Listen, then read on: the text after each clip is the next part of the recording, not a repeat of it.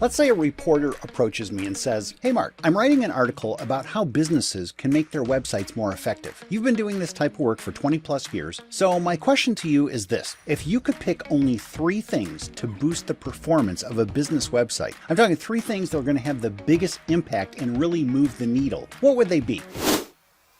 Well, here's what I would say with the following 2 caveats. First, we're assuming you have sufficient traffic to your site, because you can have a textbook perfect website, but it does you no good if you don't have enough eyeballs on your site. Second, we'll assume the offer on your website is tested and proven, like you know it works. By offer, I mean a lead magnet like a PDF download or a webinar, or it could be even the actual product or service that you sell. Now that being said, there are lots of things you could do to try and get more horsepower out of your website so it generates more leads, sales, and inquiries. But if I could only pick 3 things, these are the 3 I would focus on, and I'll list them in reverse order. So starting at number 3, work on getting more or better testimonials. One of the cardinal rules of sales and marketing is people don't care so much about what you say about yourself, but they do care about what others say about you. Testimonials build trust. If you're kind of introverted like I am, it might feel a little awkward or uncomfortable asking clients for testimonials. The best solution is to use a tried and tested process that removes all the guesswork. If you're interested, I have a free step-by-step guide on my website that you're more than welcome to. The link to this free guide for how to get client testimonials is in the description below. It's the system I've used for the past 20 years to get client testimonials, and I still use it to this day because it's simple, it's tested,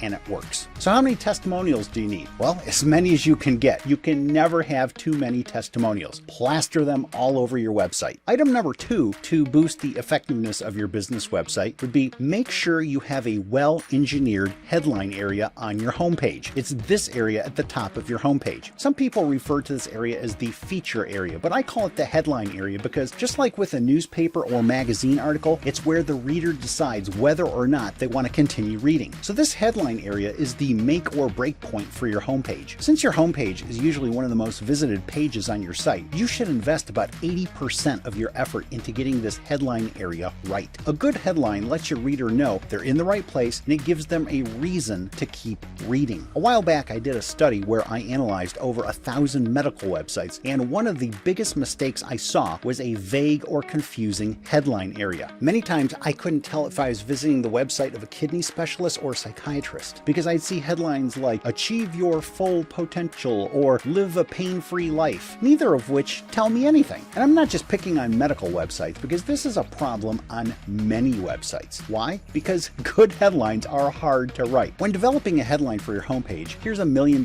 tip. Clarity beats cuteness every single time. When in doubt, always, always, always err on the side of clarity and being direct, even if you think it might sound a little boring. Remember, you're not trying to be Don Draper from Mad Men and appeal to the ego of some billionaire owner of a hotel chain. Instead, you're trying to connect with a prospective client that's looking for an answer or a solution to their problem. Here's $1 million tip number 2. When writing your headline, speak to the problem you solve or the outcome you deliver. Paint a picture of what your prospect's life is going to look like because they used your product or service. And we could spend an entire day on how to write a good headline, but if you focus on just these 2 headline tips I just gave you, you'll have a headline that's better than probably 90% of your competitors. The last thing I'll mention about the headline area on your homepage is the feature image. Don't just pick some random generic image. Make it count. You want this feature image to support the headline and help tell the story like you're almost communicating with hieroglyphics. And remember, if you ever need help redesigning or modernizing your website